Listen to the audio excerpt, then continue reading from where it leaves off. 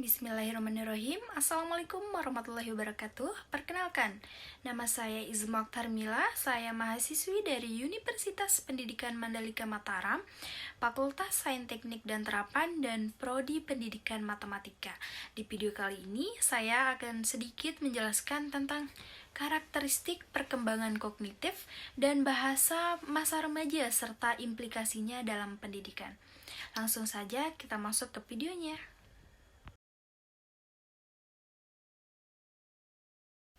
Nah, dari judul materi kali ini, pasti teman-teman bertanya, apa sih karakteristik perkembangan kognitif dan bahasa masa remaja serta implikasinya dalam pendidikan? Untuk lebih jelasnya, mari kita bahas bersama-sama.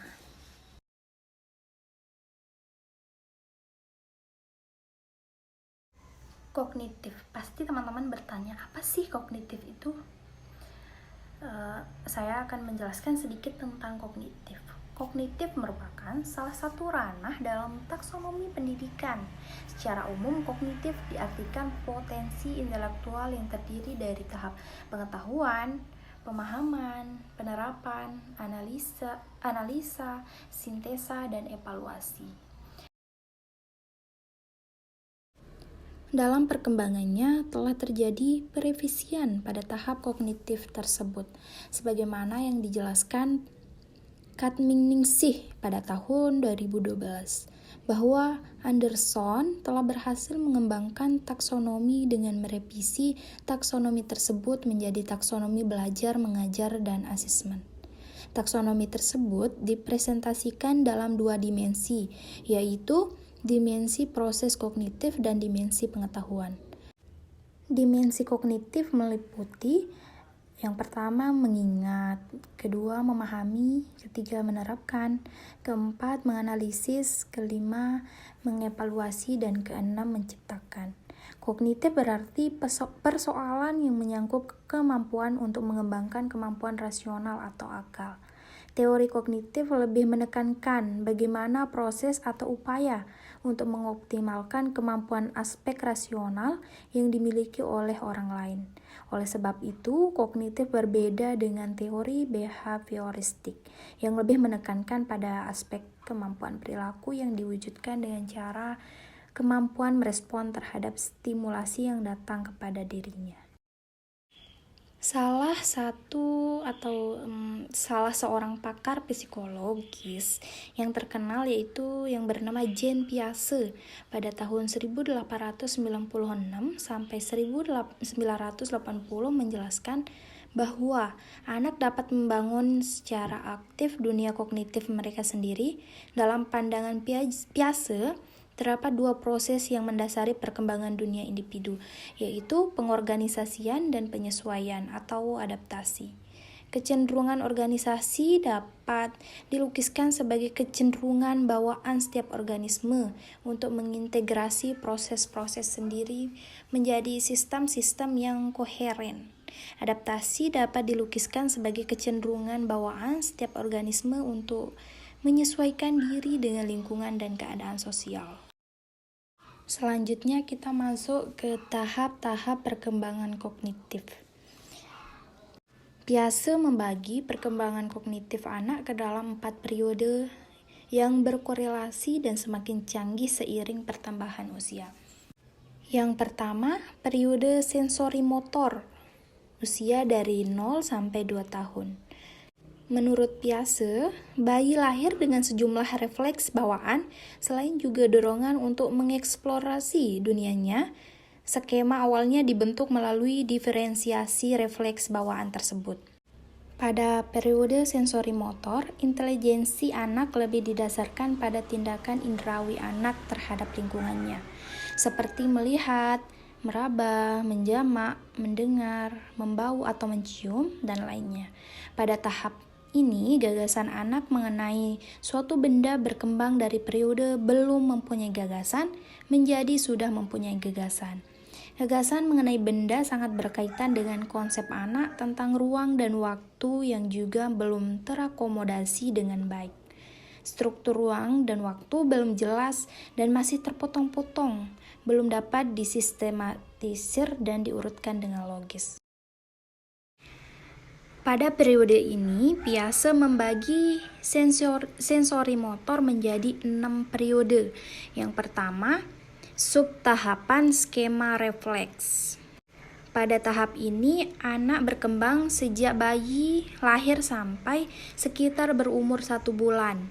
Pada periode ini, tingkah laku bayi lebih banyak bersifat refleks atau spontan, atau tidak disengaja dan tidak terbedakan. Tindakan seorang bayi didasarkan pada adanya rangsangan dari luar yang ditanggapi secara refleks. Yang kedua, tahapan fase reaksi sirkular primer. Pada periode perkembangan ini, bayi mulai membentuk kebiasaan-kebiasaan awal.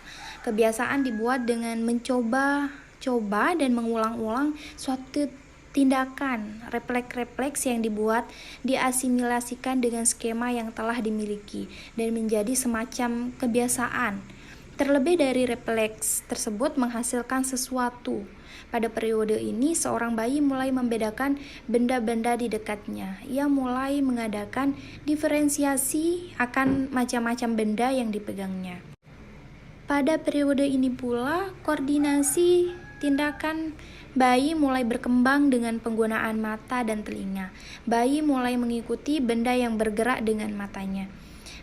Ia juga mulai menggerakkan kepala ke sumber suara yang ia dengar. Suara dan penglihatan bekerja bersama. Ini merupakan suatu tahap penting untuk menumbuhkan konsep benda. Yang ketiga, tahapan fase reaksi sirkuler sekunder. Pada periode ini, seorang bayi mulai memanipulasi objek apapun yang ada di sekitarnya. Tingkah laku bayi semakin berorientasi pada objek dan kejadian di luar tubuhnya sendiri, yang menunjukkan koordinasi antara penglihatan dan rasa perabaan. Pada periode ini, seorang bayi juga menciptakan kembali kejadian-kejadian yang menarik baginya.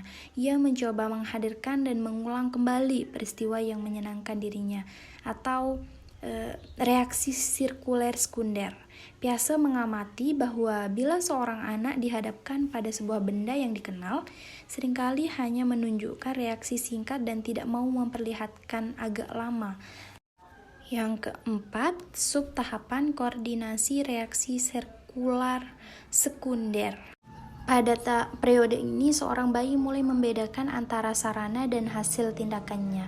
Ia sudah mulai menggunakan sarana untuk mencapai suatu hasil. Sarana-sarana yang digunakan untuk mencapai tujuan atau hasil diperoleh dari koordinasi skema yang telah ia ketahui sebelumnya.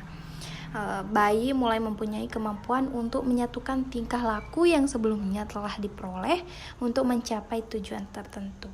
Seperti bahwa seorang bayi dapat mencari benda yang tersembunyi. Yang kelima, tahapan fase reaksi sirkuler tersier, yang terjadi pada umur 12-18 bulan. Dan yang terakhir, tahap awal representasi simbolik yang terjadi pada umur 18-24 bulan. Pada periode terakhir, seorang anak sudah mulai dapat menemukan cara-cara baru yang tidak hanya berdasarkan rebaan fisik dan eksternal saja, tetapi anak sudah bisa mencari dan menemukan objek-objek yang tersembunyi. Kembali lagi ke tahap-tahap perkembangan kognitif.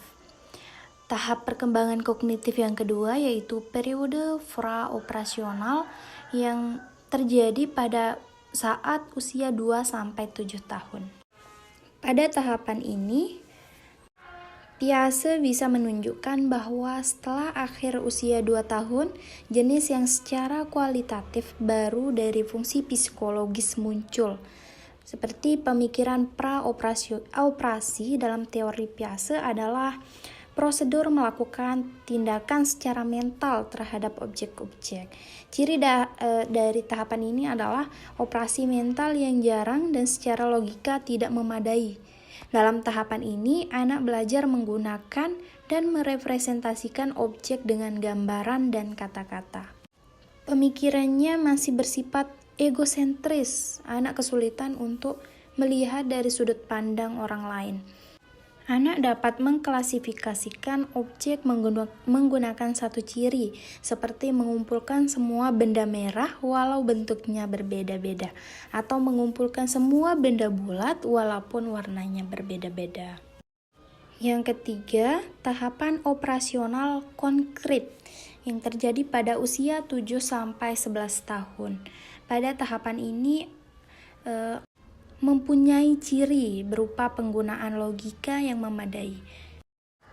Pada tahap ini terjadi 6 proses pada pertumbuhan anak. Yang pertama, pengurutan, yaitu kemampuan untuk mengurutkan objek menurut ukuran, bentuk, atau cirinya. Yang kedua, klasifikasi, yaitu kemampuan untuk memberi nama dan mengidentifikasi serangkaian benda menurut tampilannya, ukurannya, atau karakteristik lain, termasuk gagasan bahwa serangkaian benda-benda dapat menyertakan benda lain ke dalam rangkaian tersebut. Yang ketiga, decentering, yaitu anak mulai mempertimbangkan beberapa aspek dari suatu permasalahan untuk bisa memecahkannya. Yang keempat, reversibility, yaitu anak mulai memahami bahwa jumlah atau benda-benda yang dapat diubah kemudian kembali ke keadaan awal. Dan yang kelima, konservasi, yaitu memahami bahwa panjang atau jumlah benda-benda adalah tidak berhubungan dengan pengaturan atau tampilan dari objek atau benda-benda tersebut. Dan yang terakhir, keenam, adalah penglihatan sifat egosentrisme, yaitu kemampuan untuk melihat sesuatu dari sudut pandang orang lain, atau bahkan saat orang tersebut berpikir dengan cara yang salah. Tahapan perkembangan kognitif yang terakhir atau yang keempat adalah tahapan operasional formal yang terjadi pada saat usia 11 tahun sampai dewasa. Tahap operasional formal adalah periode terakhir perkembangan kognitif dalam teori Piaget. Tahap ini mulai dialami anak dalam usia 11 tahun atau saat pubertas dan terus berlanjut sampai dewasa. Karakteristik tahap ini adalah diperolehnya kemampuan untuk berpikir secara abstrak, menalar secara logis, dan menarik kesimpulan dari informasi yang tersedia. Dalam tahap ini, seorang dapat memahami hal-hal seperti cinta, bukti logis, dan nilai. Ia tidak melihat segala sesuatu hanya dalam bentuk hitam dan putih, namun ada gradasi abu-abu di antaranya. Itu perumpamaannya. Nah, tadi kita sudah membahas tentang tahap-tahap dari perkembangan kognitif. Sekarang kita masuk ke implikasi perkembangan kognitif dalam pendidikan. Dengan mengetahui perkembangan kognitif anak, maka dalam pendidikan dapat diterapkan hal-hal yang pertama, bahasa dan cara berpikir anak berbeda dengan orang dewasa. Oleh karena itu, guru mengajar dengan menggunakan bahasa yang sesuai dengan cara berpikir anak. Yang kedua, anak-anak akan belajar lebih baik apabila dapat menghadapi lingkungan dengan baik. Jadi, guru harus membantu anak agar dapat berinteraksi dengan lingkungan sebaik-baiknya. Yang ketiga, bahan yang harus dipelajari anak hendaknya dirasakan baru tetapi tidak asing. Yang keempat, berikan peluang agar anak belajar sesuai tahap perkembangannya. Yang keempat, di dalam kelas, anak-anak hendaknya diberi peluang untuk saling berbicara dan diskusi dengan teman-temannya. Dan yang terakhir, memfokuskan pada proses berpikir atau proses mental anak, tidak sekedar pada produknya. Di samping kebenaran jawaban siswa, guru harus memahami proses yang digunakan anak sehingga sampai pada jawaban tersebut.